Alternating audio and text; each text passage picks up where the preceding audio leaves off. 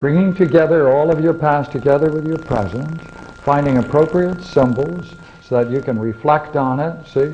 Reflect on it and come to it. That reflection shows, therefore, that you're seeing an analogy between your dream life and your waking world, your present and your past and your future. That's what Plato calls self-knowledge in the Republic. That's what he says in the Republic, how man gets knowledge of the present, past, and future through dreams.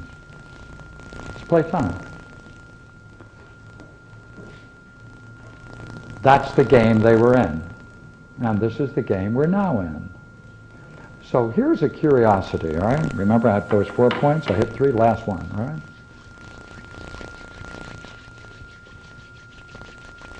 You can go through your daily world and be aware of the fact that this is operating. You're not alone. You've got the wisest thing going with you, proven again and again to be wise and beneficial for your good.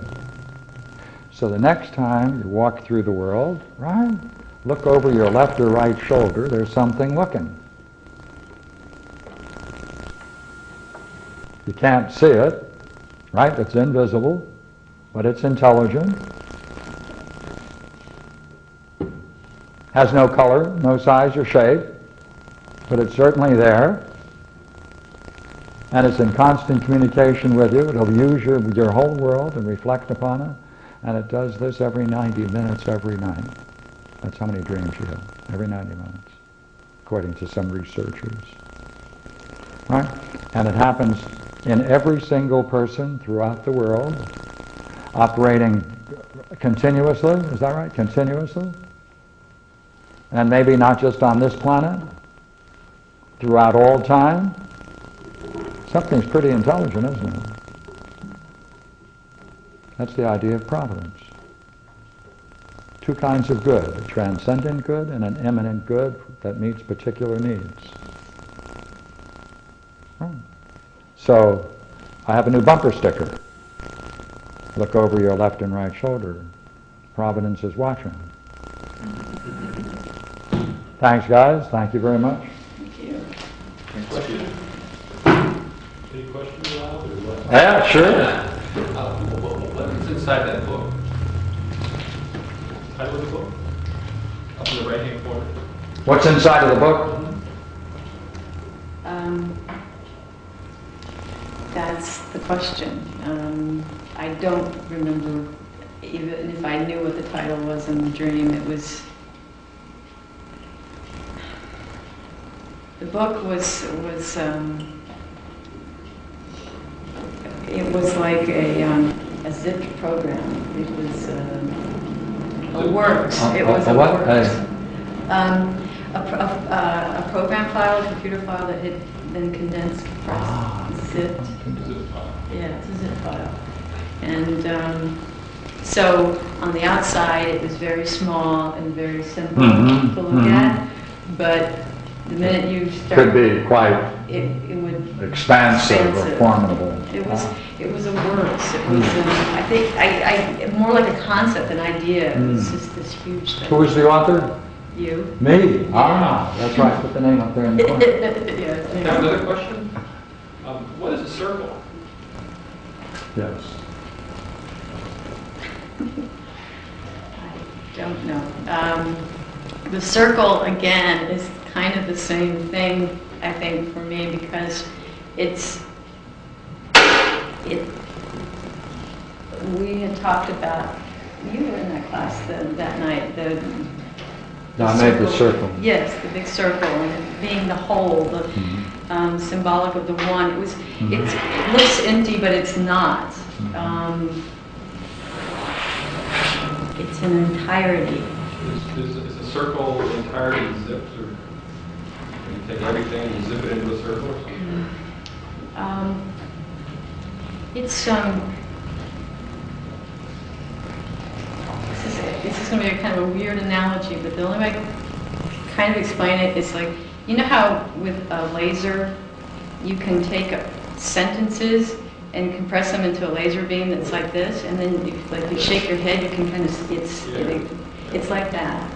Okay. There's or like a computer program or no, a video code where stuff is encoded into it, Mm-hmm. where it just seems like one thing, but when you really get to looking at it, it's an unending complexity. So would you say that a laser can take a lot of reality and zip it down to a single Yes, point? yes. Is a circle also a swimming pool?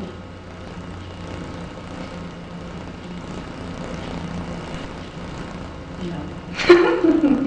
I don't think so. What do you mean?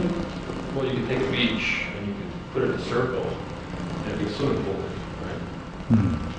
Oh, yeah, no, this is something more of the air. That was helpful. The depth of it, that brought out the depth of it. So, in doing this kind of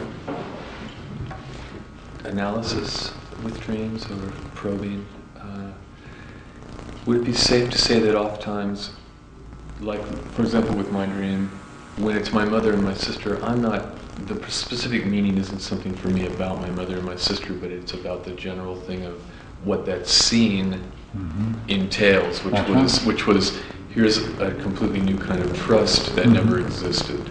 So oftentimes a person may appear in the dream if it's, say, Hitler, but it's not like I'm having something about Hitler specifically. It's going to be maybe what he represents in the picture, That's right. And that's the great, so that it becomes very, oftentimes people that I might know in a dream become very metaphorical for the overall significance of the scene itself. They are symbols. that's right. It's not like I don't need to start taking this literally. Oh, well, this person was in there. That means that I must need to call that person. Or this is It's more like, what is it that I have always thought about this person deeply, and what does it mean that they're in that scene? That's right. Metaphors, symbols, similes, analogies. That's right. That's the stuff for which It's exceptionally intelligent and profound. Isn't it? Like, if you wanted to make that richness, you want to bring all of that richness together in a symbol, that was a magnificent way to do it. Brother and sister as adults, and I'm telling the mother and son and saying everything's okay. There's trust. What a way to do it. How creative. And to pick up that image that you were working on, there you are in the ring.